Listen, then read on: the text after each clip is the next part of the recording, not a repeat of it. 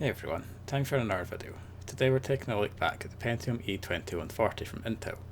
It's essentially exactly the same processor as the E2180 I tested previously, but it's clocked 400 MHz slower.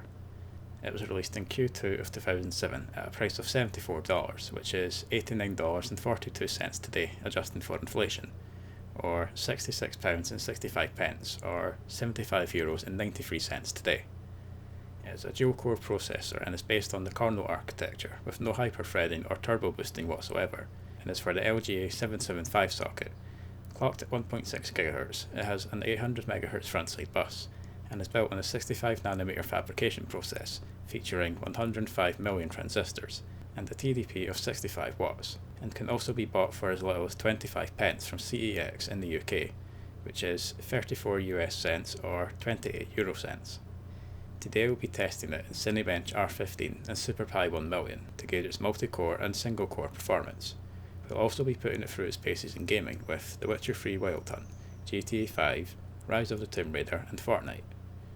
The system we'll be using today features 8GB of DDR2 RAM clocked at 800 MHz, a GTX 1080 Armor OC edition from my personal system to eliminate any bottlenecks in performance, Windows 7 Ultimate 64-bit, and a Phanteks TC14PE to keep the Pentium cool. First up today is Cinebench R15, a popular multi-threaded benchmark that uses your processor to render a photorealistic 3D scene. Today we're testing the Pentium E2140 stock performance in Cinebench and also testing it with an overclock as well, to see what kind of improvement we can get in multi-core performance.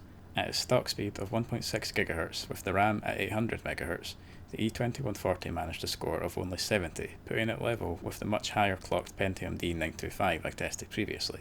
Moving on to overclocking, and we managed to get 2.3 GHz, 700 MHz over stock before the RAM started complaining, which itself was now at 960 MHz. At this speed, the CPU managed a score of 101, a 44.29% increase in score. Next up is SuperPi, a benchmark popular among extreme overclockers that is used to test single-core performance. We will be conducting a total of 10 runs and taking the fastest time from those 10 runs for both stock and overclocked speeds to see how much more single-core performance an overclock can get us. The E2140 managed the fastest time of 36.291 seconds, around 4/10 of a second faster than the Celeron D430 I tested a while ago.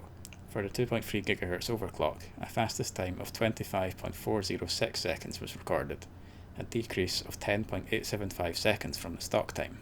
First up for our games today is The Witcher 3 Wild Hunt, which we'll be testing in 1080p and 720p at the lowest settings we can. The Witcher 3 Wild Hunt is a game based on the Witcher novels by Polish author Andrzej Sapkowski, and is a sequel to Witchers 1 and 2. It is an open world game which has the player controlling Geralt of Rivia on a quest to save his adoptive daughter Ciri from the Wild Hunt. 1080p was an absolute horror show for the E2140, with severe stutter in the villages and frequent dips down to 5 frames per second throughout. The game also frequently locked up entirely for several seconds at a time, making gameplay completely impossible. There was also major input lag, and at times the game was almost like a slideshow, so 1080p was a no-go. But what about 720p? Will it perform any better? No. No it won't. Not at all. FPS was under 10 in villages with major stuttering throughout gameplay, although not as much as at 1080p, and the major lockups lasting several seconds are still very much present. Overclocking wise, we managed 2.25 GHz without any RAM instability, and at 1080p the game was still unplayable, with the major lockups still happening. FPS did improve to around 15 to 20 in villages, but still stuttered massively. I also experienced an issue with the audio becoming quite choppy at times. At 720p there was pretty much no improvement in playability. Major lockups of several seconds were still happening, and the gameplay was still quite stuttery. The FPS in villages was below 20, but was slightly higher elsewhere than at 1080p. I didn't bother running a Fraps benchmark for any of the tests due to how much the lockups interfered with gameplay. Next up for our games today is GTA 5, which we will be running at 1080p and 720p at the lowest settings we can. GTA 5 is a massive open world game that centres around the separate and interconnecting lives of Michael, Trevor and Franklin, and is set in the fictional US state of San Andreas, which is based on Southern California. To say the E2140 performed terribly would be a massive understatement. In fact, at stock, it was the worst performer in GTA 5 that I've tested so far, even worse than the Celeron D430 from a while ago. In the desert area, you can expect constantly under 20 frames per second with pretty severe stutter and dips to around 7 FPS around Trevor's house. I also experienced major input lag and complete input lockups, causing you to go around in circles when driving. The constant major stutter throughout gameplay had an effect on combat as well, making it pretty much impossible, as your enemies were already somewhere else by the time the weapon's crosshairs were over them. There was no point in running a Fraps benchmark for the game in this condition, as it is clearly not in a playable state at all. Moving on to 720p, and the issues improved somewhat, but still had a major impact on gameplay. For example, the game still exhibited a lot of input lag and input lockups, although not as severe as at 1080p, but still more than enough to make it unplayable. The starter the game had at 1080p had also reduced significantly, but was definitely still there. FPS in the desert area creeped up a bit, but was still far too low to be considered playable. I decided not to run a Fraps benchmark in the end due to the input locking making the game pretty much impossible to play. With a 2.25 GHz overclock, the game started to resemble something I'd call playable. FPS in the desert area was over 30 in parts, but around 20ish outside Trevor's house, with dips to the low 20s in the city. Some input locking and stutter were still present, but nowhere near as severe as at 1080p stock. A 15-minute Fraps benchmark showed an average of 31 frames per second, with 1% and 0.1% loss of 14 and 10 frames per second respectively. 720p didn't really improve that much, in fact it was actually worse than 1080p. FPS at Trevor's house was under 20 and the game exhibited a lot of stutter throughout the whole world, especially in the city. A 15-minute Fraps benchmark showed an average of 33 frames per second, a minor improvement on 1080p, but it had worse 1% and 0.1% lows of 12 and 4 frames per second respectively, showing that it indeed does stutter a lot more than at 1080p. Next up is Rise of the Tomb Raider, which we will be running at 1080p and 720p on the lowest settings we can. Rise of the Tomb Raider is a sequel to 2013's Tomb Raider and centres on Lara Croft as she embarks on a quest to find the divine source, a supposed source of immortality, and prevent it from getting into the wrong hands, all while she deals with the struggles of what seems to be like PTSD. At 1080p, the performance was pretty abysmal to say the least. The game took an age to load, and when it finally got going, the FPS was constantly under 20, and also suffered from severe lockups lasting several seconds, much like The Witcher 3 did. The FPS dipped to around 5 when turning the camera, which made for some pretty impossible combat. Overall, the experience was a pretty jarring one, and was in no way, shape or form a playable one. I didn't even bother with running a Fraps benchmark, as the issues made it obvious that the game wasn't playable at 1080p with the E2140 at stock. I was hoping for a slightly better experience at 720p, which it was, although that's not to say that it was playable, because it really wasn't.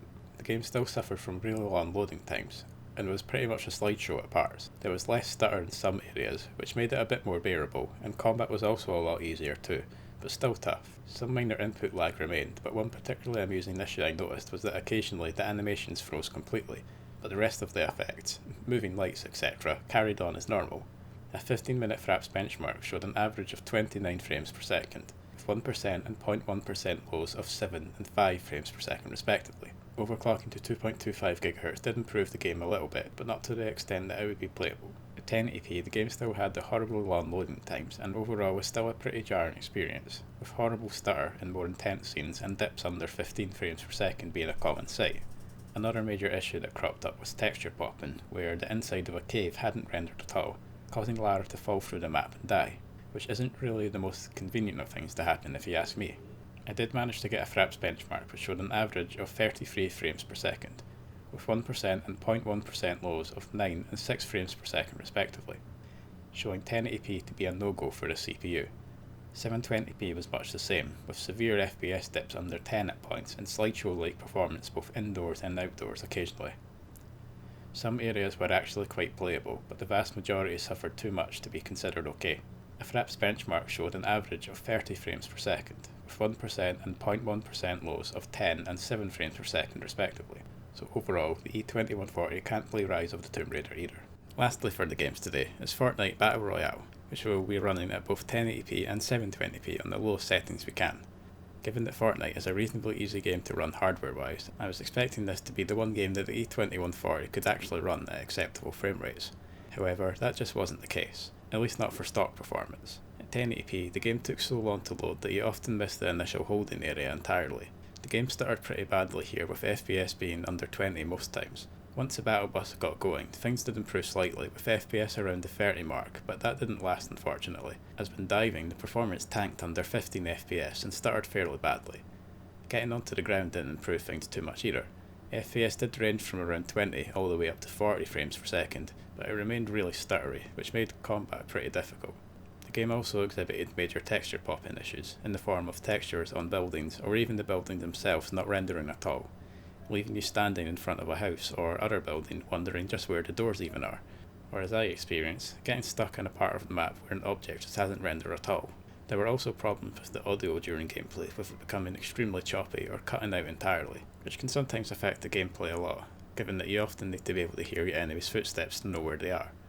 A Fraps benchmark showed an average of 31 frames per second, which was inflated slightly by the amount of time spent in loading screens between rounds, and 1% and 0.1% lows of 11 and 3 frames per second respectively, which shows just how bad the stutter got. 720p, much to my disappointment, didn't run that great either, performing only slightly better in terms of frame rate than at 1080p, but with the same issues I experienced at the higher resolution. Texture popping was just as bad, and the stutter was still very present, with the occasional complete lockup thrown in for good measure. A Fraps benchmark showed an average of 34 frames per second, which was also inflated by the time spent in the loading screens, and 1% and 0.1% lows of 11 and 4 frames per second respectively. Overclocking to 2.25 GHz improved the gameplay experience massively. At 1080p, gameplay was relatively smooth compared to stock. There was only minor stutter on the battle bus, with FPS hitting over 40, although it did dip to between 15 to 25 frames per second when diving. The audio cutout issues were also still present, but I didn't notice it happening after getting onto the ground. The FPS on the ground also improved massively, with figures constantly over 30, with only occasional stutter and dips below that mark. A Fraps benchmark showed the game to be quite playable, with an average of 52 frames per second, and 1% and 0.1% lows of 20 and 11 frames per second respectively. 720p actually performed worse than 1080p this time round, with much more stutter in the pre-match holding area and slightly more stutter on the ground, although the FPS still ranged between 30 to 60 frames per second depending on the area of the map you're in. The Fraps benchmark across 15 minutes showed an average of 50 frames per second, and 1% and 0.1% lows of 18 and 8 frames per second respectively, so you may as well play at 1080p and get a better looking image, as the performance is actually better anyway. Overall, this was quite an interesting test. I wasn't expecting a great performance at all, given that the E2140 is clocked at a lowly 1.6 GHz at stock, but I was still quite shocked at just how bad some of the games were on it. I wasn't quite expecting there to be no point in even benchmarking some of the games due to the issues. I laughed out loud at points in GTA 5 of how bad the stock performance was. You'll definitely get much more performance if you overclock it though, and it does make some games playable whereas they weren't before. However, I definitely wouldn't recommend it at all for gaming, but when overclocked, it may provide an okay experience for a general everyday PC. If you liked this video, please consider leaving a comment or giving it a like or a share for more content like this. Hopefully you'll tune in for the next one.